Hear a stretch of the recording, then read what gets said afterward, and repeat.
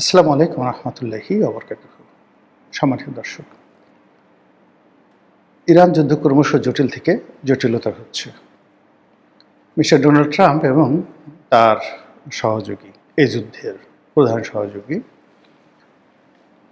Mister Netanyahu, ইসরায়েলের প্রধানমন্ত্রী, তারা যত সহজ মনে করেছিলেন যে ২৪ ঘন্টার মধ্যে ইরানকে মাটির সঙ্গে মিশিয়ে দেবে এবং ইরানের যারা শীর্ষ নেতৃত্ব রয়েছেন তাদেরকে দুনিয়া থেকে সরিয়ে দেওয়ার সঙ্গে সঙ্গে ইরানের যে শাসনতন্ত্রের, রাষ্ট্রতন্ত্রের এবং রাজতন্ত্রের, রাষ্ট্রনীতির হোয়াট এভার মেবি বা তাদের যে মূল্যতন্ত্র বলা হয়, সব কিছুর যে সাংগঠনিক ভিত্তি ভেঙে তছনছ হয়ে যাবে।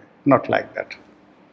অবস্থা দৃষ্টি মনে হয়েছে যে ইসরায়েল এবং আমেরিকা যত বেশি আগ্রাসী মনোভাব পোষণ করেছে, কোত্থেকে যেন ইরান অভূতপূর্ব শক্তি সঞ্চয় করে নজিরবিহীন প্রতিঘাত করেছে। গত সেই ১০০ বছরের ইতিহাসে ইরান যা করেছে তা কোনো রাষ্ট্রশক্তি করেনি, এমনকি দ্বিতীয় বিশ্বযুদ্ধের সময় জার্মানিও যেটা পারেনি। একই সঙ্গে শূন্য হাতে ১৭টি রাষ্ট্রে আক্রমণ করছে। পৃথিবীর দুটো বৃহৎ শক্তি যখন একটি দুর্বল রাষ্ট্রকে আক্রমণ চালাচ্ছে এবং আকাশ প্রতিরক্ষা বহু ভেদ করে ইরানের মাটি, পানি, গ্যাস, তেল, বিল্ডিং, স্থাপনা সব কিছু যখন তছনছ করছে, তখন পাহাড়ের ভেতর থেকে, সমুদ্রের তলদেশ থেকে, মাটির গভীর থেকে অনেকটা সেই এলিয়েনের মতো বের হয়ে পার্শ্ববর্তী আরব রাষ্ট্রগুলোতে, যেখানে আমেরিকার ঘাঁটি রয়েছে, এরকম ১৭টি দেশের ঘাঁটিগুলোতে উপর্যুপরি যেভাবে ইরান হামলা চালাচ্ছে, সারা বিশ্বের যে যুদ্ধের ইতিহাস সব এলোমেলো হয়ে গেছে। যত যুদ্ধ বিশারদ রয়েছে তারা ভেবে পাচ্ছেন না। এখনও যেভাবে আধুনিক সভ্যতা মিশরে গিয়ে মিশরের পিরামিড দেখে অবাক হয়ে যায়, ৫,০০০ বছর আগে এই পিরামিড কীভাবে তৈরি হয়েছিল এই কথা চিন্তা করতে গিয়ে তারা যখন জ্ঞান হারিয়ে ফেলে, ঠিক একই অবস্থাতে ইরান কী করে টিকে আছে। এত ধ্বংসস্তূপের মধ্য থেকে একের পর এক কী করে তারা মিসাইল ছুড়ছে, তাদের ড্রোনগুলো কীভাবে আরবদের ঘুম হারাম করে দিয়েছে, তাদের ড্রোনগুলো কীভাবে হোয়াইট হাউসকে তছনছ করে দিচ্ছে। তছনছ করে দিচ্ছে মানে মধ্যপ্রাচ্যের যত ক্ষয়ক্ষতি ইরানের মাধ্যমে আমেরিকার হচ্ছে, যত ক্ষয়ক্ষতি ইসরায়েলের হচ্ছে, এটা হোয়াইট হাউস কোনোদিন কল্পনা করেনি। ফলে মার্কিন যুক্তরাষ্ট্রের সরকারি বাসভবনের দিনে রাতে সারাক্ষণ শুধু মাতম। কি হলো, কিভাবে এখান থেকে ফিরে আসব, কিভাবে আমরা এর পরিণতি ভোগ করব। যে ঘটনাগুলো আমরা জানতে পারছি, আমেরিকার যে দম্ভগুলো ছিল, তাদের সবচেয়ে বড় রণতরী আব্রাহাম লিঙ্কন, এটি ধ্বংস করে দেওয়া হয়েছে ইরানের পক্ষ থেকে। অকল্পনীয়। তাদের অন্যান্য যে সকল রণতরী ধ্বংস করে দেওয়া হয়েছে। যে সকল সূত্র থেকে খবর আসছে, এ যাবৎকালে কম করে ১,০০০ মার্কিন সৈন্য মধ্যপ্রাচ্যে নিহত হয়েছেন ইরানের আঘাতে। অন্যদিকে ইরানের যে ব্যালিস্টিক মিসাইল, সেই মিসাইলের আঘাতে তেল আবিব সহ ইসরায়েলের যে বড় বড় শহরগুলো রয়েছে, বন্দরগুলো রয়েছে, নদী বন্দর নয়, সমুদ্র বন্দরগুলো রয়েছে, হাইফার মতো বন্দর, তেল আবিবের মতো বিমানবন্দর, তাদের যে ক্যান্টনমেন্টগুলো রয়েছে, সেখানে কি পরিমাণ ক্ষয়ক্ষতি হয়েছে, কত মানুষ মারা গিয়েছে আমরা এখন পর্যন্ত জানি না।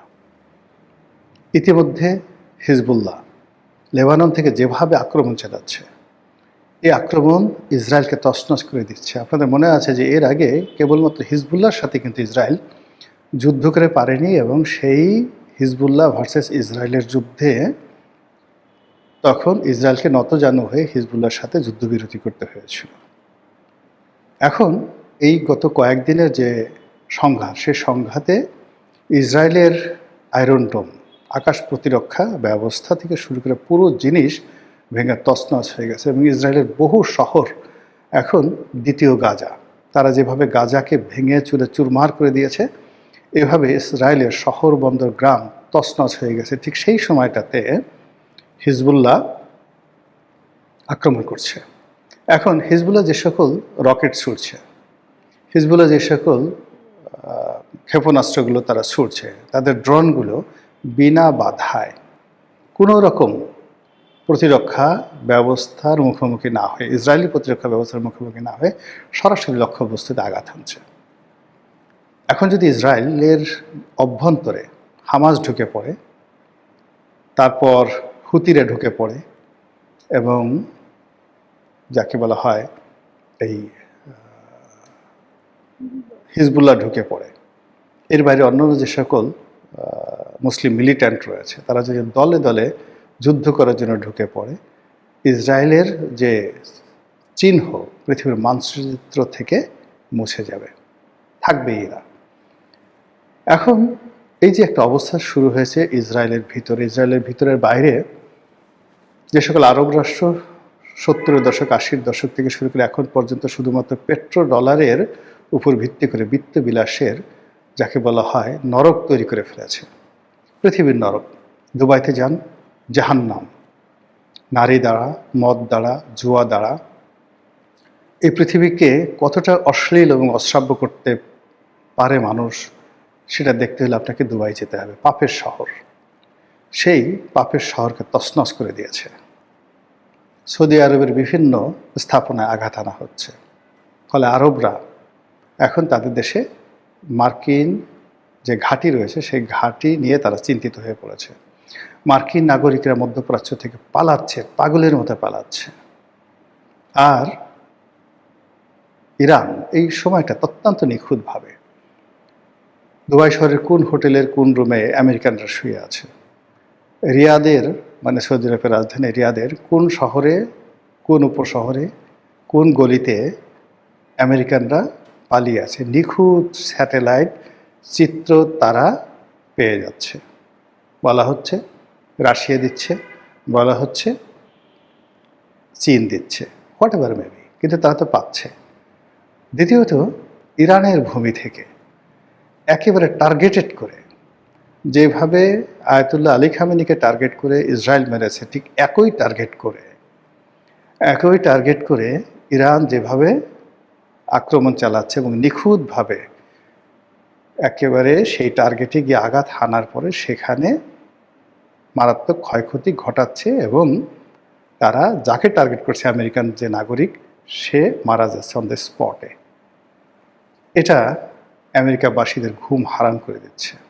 প্রায় প্রতিদিন বড় বড় প্লেন ভরে ভরে তারা এই আমেরিকার সৈন্যদের যে লাশ, এটি যখন মার্কিন ভূখণ্ডে পৌঁছে যাচ্ছে তখন সেখানে হৃদয় বিদারক দৃশ্য তৈরি হচ্ছে। ডোনাল্ড ট্রাম্প রীতিমতো ভারসাম্য হারিয়ে ফেলেছেন। এমনি তিনি মিথ্যা কথা বলার জন্য খুব কুখ্যাত। তারপর এই ইরানের এই যুদ্ধের পরে বা এই যুদ্ধের এই সময়টাতে তার মিথ্যা বলার ধরন এলোমেলো হয়ে গেছে, সকালে এক কথা, বিকালে এক কথা। আর এরই মধ্যে ইরান কোত্থেকে শক্তি পাচ্ছে, কিভাবে পাচ্ছে, একমাত্র আল্লাহ জানেন, আমরা জানি না।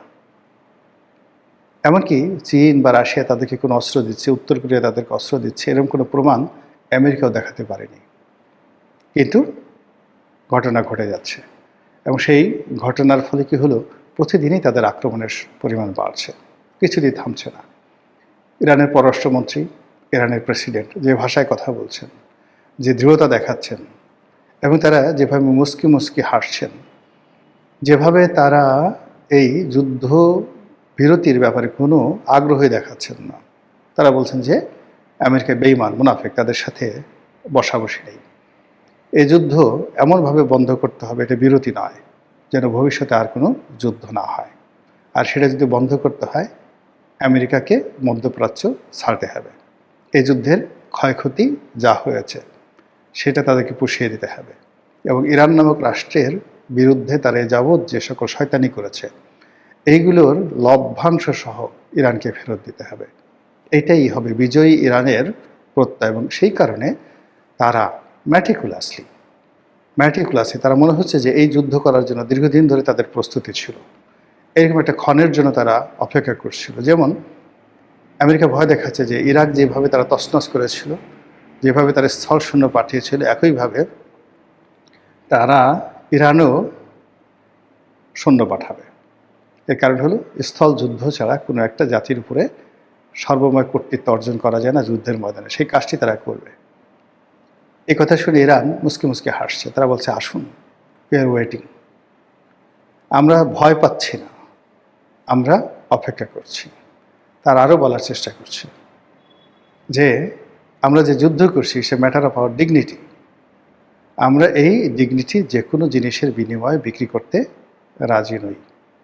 মৃত্যু আমার জন্য অপরিহার্য, মৃত্যু আমাদের জন্য অনিবার্য, আর আমরা সেই মৃত্যুর পর থেকে বেছে নেব যতক্ষণ আছি, জীবিত আছি। আমরা লড়াই করে যাব, কিন্তু কোনো কিছুর বিনিময়ে আমরা নতজান হব না এবং নিজেকে বিক্রি করব না। এই আত্মপ্রত্যয় যখন ইরানি নেতাদের মুখ থেকে বেরোচ্ছে আর এই শব্দ যখন হোয়াইট হাউসে যাচ্ছে, বুঝতে পারেন সেখানে রীতিমতো বজ্রপাত হচ্ছে। ভবিষ্যতের মালিক আল্লাহ, ভবিষ্যতের খবরাখবর একমাত্র তিনিই জানেন, আমরা বলতে পারি না। কাজেই ইরানের যে যুদ্ধ চলছে, যে অসম যুদ্ধ চলছে, যে জাহেলিপনা চলছে, যে জুলুম চলছে, আমরা চাই যারা সাধারণ আমজনতা এটার একটা প্রাকৃতিক বিচার হোক। ইরানের এই ভূমি থেকে, এই যুদ্ধ থেকে ইসরায়েল এবং আমেরিকা এমন শিক্ষা পাক, আগামী 100 বছরে এই পৃথিবীর কোনো উদ্ধত শাসক যেন অন্য কোনো জাতিগোষ্ঠীকে আক্রমণ করার দুঃসাহস না দেখায়। মহান আল্লাহ আমাদের সবাইকে হেদায়েত দান করুন এবং হেফাজত করুন। আসসালামু আলাইকুম ওয়া রাহমাতুল্লাহি ওয়া বারাকাতুহু।